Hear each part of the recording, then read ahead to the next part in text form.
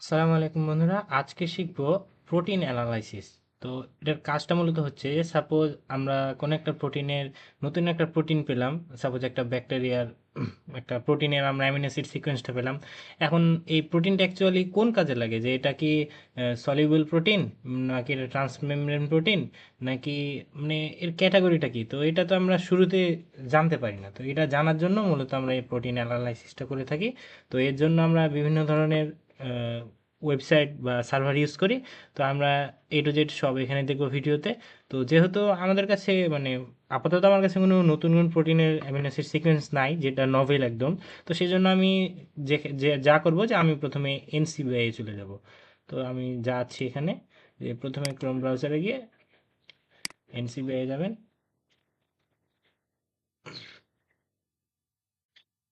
দেন NCBI এখান থেকে all database, এই যে এখানে প্রোটিন, এটা ফিল্টার করবেন, কারণ আমি যেহেতু প্রোটিনের সিকোয়েন্স নেব। তো এখানে আমি একটা প্রোটিনের নাম লিখলাম যে লাইসোজাইম। আপনারা আপনাদের চাহিদা মতো প্রোটিনের নাম লিখতে পারেন যেটা আপনারা দেখতে চান। তো এখানে এরপর আমরা ফাস্টাতে যাব। এই যে এখানে দেখুন ফাস্টা আছে। ফাস্টাতে যেহেতু অ্যামিনো অ্যাসিড সিকোয়েন্সটা প্রিসার্ভ থাকে, তো এখন এই সিকোয়েন্সটাকে আমরা চাইলে আইদার কপি করে সব জায়গায় পেস্ট করতে পারি, অথবা এটাকে সেভ করে ফাইল হিসেবে ইউজ করতে পারি। তো এখানে আমি ফাইল হিসেবেই ইউজ করছি। তো এখানে এই যে এখানে সেন্ড টুতে ক্লিক করে ফাইলের এখানে ক্লিক করবেন। দেন ক্রিয়েট ফাইল আছে, এখানে ক্লিক করবেন। ওকে, দেন এখানে আপনার ডিজায়ার্ড ফোল্ডারে আপনি এটা সেভ করে দেবেন। আমার এটা অলরেডি সেভ করাই আছে, ওই জন্য আমি এখন আর নতুন করে করছি না। আমি আমাদের এখানে সেভ করা ফাস্তাটা আছে, এই যে লাইসোজাইম। এটা এখন আমরা এখানে ওপেন করলাম এই সিকোয়েন্সটা। আমরা এখন আমরা যাব নেট সার্ফ নামে একটা সার্ভার আছে সেইখানে। তো নেট সার্ফ 2.0, এখানে প্রথমে যেটা আসবে সেখানে ক্লিক করতে হবে, এই যে এই যে DTU health tech, department of health technology. তো এখানে আমরা এই যে এখানে চুজ ফাইলে যাব। এখান থেকে যেখানে আমরা সেভ করেছিলাম সেইখানে যাব আমাদের ফাইলটা। যেমন আমার এটা সেভ ছিল পিকচারে, স্ক্রিনশট বা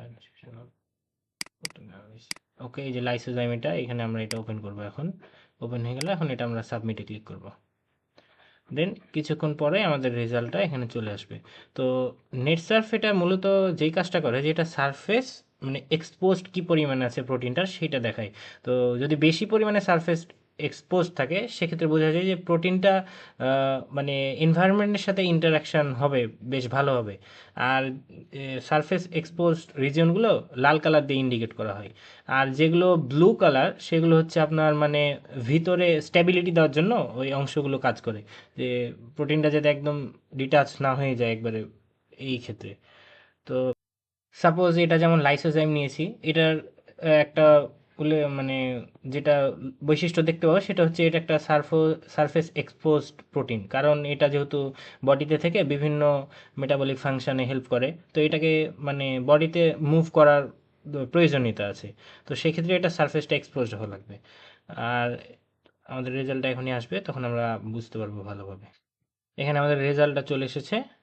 এখানে আমরা দেখতে পাচ্ছি যে যে রেড ইজ এক্সপোজ, এই যে রিলেটিভ সারফেস অ্যাক্সেসিবিলিটি এখানে দেওয়া আছে। সেকেন্ডারি স্ট্রাকচার কী কী দিয়ে ইন্ডিকেট করা যায় সব দেখাচ্ছে। আর এখানে যে ডিসঅর্ডারনেস দেখাচ্ছে এই যে অ্যাশ কালার দিয়ে, তো এটা আমরা দেখতে পাচ্ছি যে এখানে জাস্ট কিছু অল্প সংখ্যক আছে। এর মানে এটা একটা ভালো, মানে ডিসঅর্ডার যত বেশি মানে ফ্লেক্সিবিলিটি তত কম। তাহলে এখানে যদি ডিসঅর্ডারটা কম আছে তাহলে এটা ফ্লেক্সিবল, তাহলে এটা ইজিলি বডিতে মুভ করতে পারবে এবং আমাদের বডিতে প্রয়োজনীয় জায়গায় গিয়ে মেটাবলিক অ্যাক্টিভিটিতে হেল্প করতে পারবে। তো নেট সার্ফের কাজ শেষ। এখন আমরা যাব পরের ওয়েবসাইটে, সেটা হচ্ছে টিএইচ এম TMHMM। আমরা এখানে লিখছি, যে আমার আগে থেকে লেখা ছিল, চলে এসেছে এখানে THMM। তো ওই যে TMHMM। তো এখানে যে সেম জায়গা থেকে এই ওয়েবসাইটটা পাবলিশ করা, যে ডেনমার্কস। এখানে এখানে এখন আমরা ক্লিক করব। দেন এখানে আমাদের যা দেওয়া আছে বাই ডিফল্ট তাই থাকবে। সরি, এখানে আমরা চুজ ফাইলে গেলাম, লাইসোজাইম সিলেক্ট করলাম, ওপেন করলাম, দেন সাবমিট করলাম। দেন কিছুক্ষণ পরে আমাদের এখানে রেজাল্টটা চলে আসবে। এই যে আমাদের রেজাল্ট চলে এসেছে। তো এখান থেকে আমরা মূলত দেখতে পারি যে এই প্রোটিনটা ট্রান্সমেমব্রেন নাকি সলিউবল, মানে এই ক্যারেক্টারিস্টিকগুলো জানতে পারি। যেহেতু এখানে আমরা দেখতে পাচ্ছি যে টিএমএইচ মানে ট্রান্সমেমব্রেন হেলিক্স যেটা হচ্ছে 0, মানে এই প্রোটিনটা কোনো ট্রান্সমেমব্রেন প্রোটিন না, মানে মেমব্রেনে মানে আবদ্ধ অবস্থায় এটা থাকে না, এটা বডিতে যেহেতু মুভেবল বা সলিউবল সেই জন্য এটা বলছে। আর এখানে যে আউটসাইড দেখাচ্ছে 1, মানে আউটসাইডেই মানে বডির মানে বহির্ভাগেই বেশিরভাগ 1 থেকে 47টা অ্যামিনো অ্যাসিড থাকে। লক্ষণীয় যে আমাদের যেটা আমরা ফাস্তা নিয়েছিলাম সেটার অ্যামিনো অ্যাসিড কিন্তু টোটাল 147টা। তো 147টার ভিতর সবগুলোই কিন্তু মানে বাইরে থাকছে, মানে এটা হচ্ছে একটা সলিউবল প্রোটিন, মানে এটা ট্রান্সমেমব্রেন না, এখানে 0 দিয়ে দিয়েছে। তো এখান থেকে আমরা এটা সিলেক্ট করলাম। এখন আমরা যাব ফোবিয়াসে। তো ফোবিয়াস সার্ভার থেকে আমরা মূলত জানতে পারি যে আমরা যে প্রোটিনটা নিয়েছি সেটা কি মানে সিঙ্গেল পেপটাইড দিয়ে গঠিত নাকি মাল্টিপল পেপটাইড আছে সেখানে, নাকি সে যদি এটা এছাড়াও এখান থেকে জানতে পারি যে এটা কি সিক্রেটেড প্রোটিন নাকি মেমব্রেন বাউন্ড নাকি সাইটোপ্লাজমিক রিজিয়নে থাকে। তো সেটার জন্য আমরা এখানে ফোবিয়াসে যাওয়ার পরে চুজ ফাইলে গেলাম, লাইসোজাইম সিলেক্ট করলাম, এখানে আমরা আবার সাবমিট করে দিলাম। তো এখানে একটা সমস্যা হচ্ছে যে রিসেন্টলি দেখছি সার্ভারটা কাজ করছে না।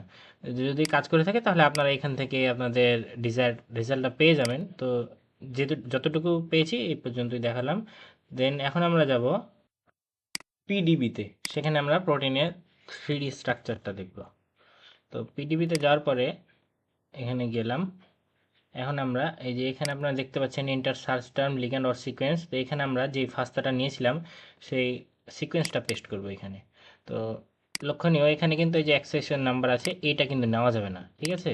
জাস্ট অ্যামিনো অ্যাসিডের যে সিকোয়েন্সটা আছে সেইটুকু কপি করে নিলাম আমি এখানে। দেন আমরা যে পিডিবিতে গেলাম সেইখানে এন্টারের এখানে পেস্ট করে দিলাম। দেন এখানে সার্চ অপশানে ক্লিক করে আমি এটা ক্লিক করে দিলাম। এরপরে এখানে আমাদের ডিজায়ার রেজাল্ট চলে আসলো। এখন এইখানে আমরা যে প্রথমটায় ক্লিক করলাম, তারপরে এখানে আমরা এই যে 3D স্ট্রাকচারটা এখানে দেখতে পাচ্ছি। এটা যদি আমরা এই যে এক্সপ্লোর ইন 3D স্ট্রাকচারে ক্লিক করি তাহলে এই যে এটার পুরো 3D স্ট্রাকচার চলে এসছে। আপনি যদি চান তো এখানে জুম করে মানে কোথায় আলফা হেলিক্স বিটা শিট এগুলো সব এখানে দেখতে পারবেন। এটাকে চাইলে ঘোরাতেও পারবেন, মাউসের লেফট রাইট বাটন আপনার চাহিদা মতো ক্লিক করে জুম ইন জুম আউট অথবা বিভিন্ন অ্যাঙ্গেল চেক করা সবই পারবেন এখান থেকে। তো 3D স্ট্রাকচারটা গেল। এখন যদি আপনি চান এইটাকে আরও কালারিং স্টাইলে দেখতে চান তাহলে আপনি মানে যদি আপনার ল্যাপটপ বা পিসিতে বায়োভিয়া ডিসকভারি স্টুডিও থাকে তো এখানে আপনি একটা সুবিধা পাবেন যে মানে আপনার ইচ্ছা মতো সেটাকে দেখতে পারবেন, না প্রোটিনটাকে আপনার ইচ্ছা মতো মানে কাটিং বা মডিফাইং করতে পারবেন। তো এই জন্য আমরা প্রথমে এটাকে ডাউনলোড ফাইলে যাব, আগে এখান থেকে এটা সেভ করতে হবে। ডাউনলোড ফাইলে লেগাসি পিডিবি ফরম্যাটে ক্লিক করতে হবে। দেন এটা আপনার ডিজায়ার্ড ফোল্ডারে সেভ করে দেবেন। আমার সেভ করা সেটা আমি এখন আর করলাম না। দেন এখন আমরা বায়োভিয়া স্টুডিওতে ওপেন করব। তো সেভ করার পরে আমরা এখানে দেখলাম যে এরকম একটা মানে ইন্টারফেস আসবে, মানে ফোল্ডারটা এইভাবে দেখাবে। এটা শুধু তাদের সেখানেই দেখায় ল্যাপটপে যাদের ল্যাপটপে বা পিসিতে সেই সফটওয়্যারটা ইনস্টল আছে প্রিভিয়াসলি। এই যে সফটওয়্যারটা হচ্ছে এইরকম,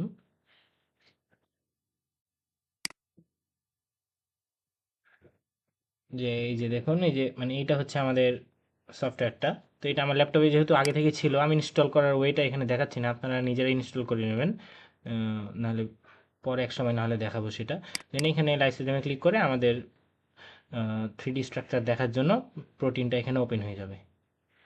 আমাদের প্রোটিনটা এখানে চলে এসেছে। এখন আপনার বেটার ভিজুয়ালাইজেশনের জন্য আপনি এটাকে মানে ব্যাকগ্রাউন্ডটা সাদা করে দিতে পারেন। তো সেই জন্য আমি মাউসের রাইট কার্সরে ক্লিক করার পরে এখানে কালার অপশানে গেলাম, দেন ব্যাকগ্রাউন্ডে গেলাম, এখানে কাস্টম কালারে হোয়াইট ক্লিক করলাম, দেন ওকে করে দিলাম। এখন দেখুন দেখতে কিন্তু অনেক সুন্দর লাগছে জিনিসটা। তো এইভাবে আপনি চাইলে আপনার 3D স্ট্রাকচারটা দেখতে পারেন। তো আপনি যদি মানে প্রোটিন মডিফাই করতে চান যে এই প্রোটিন দিয়ে কিছু কাটিং বা প্রোটিনটার হেটারো অ্যাটম বা ওয়াটার মলিকিউলকে রিমুভ করব, তো সেক্ষেত্রে এখান থেকে এগুলো করতে পারেন। তো এটা মূলত পাইরেক্স মানে ডকিংয়ের ক্ষেত্রে করা হয়। তো আমি যদি এখানে ডকিং দেখাচ্ছি না, সেই জন্য এগুলো স্টেপ আমি স্কিপ করলাম। তারপরে এখন আমরা ফাইনালি যাব এইচ ব্রেডে। এটা মূলত ইউজ হয় যে হোমোলজি বা সিমিলারিটি চেক করার জন্য, যে আমি সাপোজ আমি যে নতুন প্রোটিনটা মানে ফাস্তাটা পেলাম, তো সেইটা মানে অলরেডি প্রি এক্সিস্টিং এনভায়রনমেন্টে বা পিডিবি সার্ভারে ডেটাবেসের সাথে কতটুকু সাদৃশ্য রয়েছে সেটা জানার জন্য মূলত এটা দেখা হয়। তো এখানে গিয়ে আমি যে সিকোয়েন্স অ্যানালাইসিসে গেলাম, তারপরে এখান থেকে আমি আমার যে প্রোটিনের সিকোয়েন্সটা আছে সেইটা যদি পেস্ট করে দেই, আমি আগে থেকে কপি করা ছিল, দেন প্রোটিন ফাস্তা, দেন এটা সাবমিট করে দিলাম। তো আমাদের জব মানে এখানে যেহেতু আমি আগে থেকে এই প্রোটিন নিয়ে কাজ করেছি, সেই জন্য এখানে দেখাচ্ছে আমার অলরেডি করা আছে। তো আমার এখানে যে এই রেজাল্টগুলো আছে এখানে, তো আমি যেহেতু আগে থেকে করা ছিল, তো ওইখানে আগের রেজাল্টটা এখানে দেখিয়ে দিচ্ছি আপনাদেরকে, তাহলে সময় লাগবে না তেমন।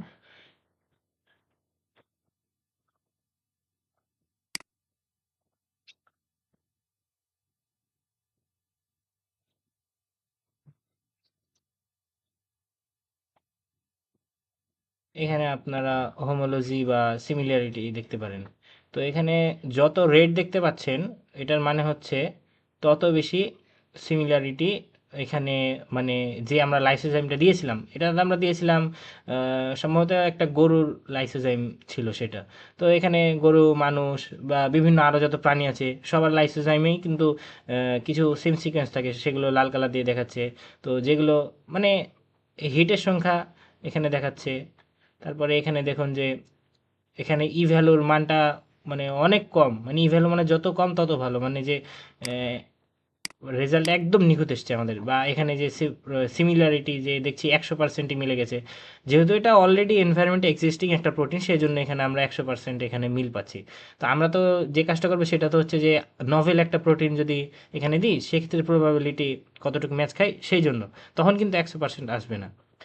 তো তো এই যে দেখুন যে এখানে আমরা অ্যালাইনমেন্টও দেখতে পাচ্ছি যে সবগুলো মিলে যাচ্ছে, 80টাতে 80টা, 147টাতে সব মিলে যায়। তো এই ছিল আমাদের টোটাল ভিডিও। তো ধন্যবাদ, আসসালামু আলাইকুম। আমার চ্যানেলটাকে লাইক, কমেন্ট, শেয়ার, সাবস্ক্রাইব করে দেবেন। আর আমি পুরো প্রসেসের পিডিএফটা ডিসক্রিপশন বক্সে অথবা কমেন্টে দিয়ে দিব, সেখান থেকে আপনারা ফার্দার কোনো সমস্যা হলে ওই পিডিএফটা পড়ে ইজিলি বুঝতে পারবেন সব কিছু। ধন্যবাদ, আসসালামু আলাইকুম।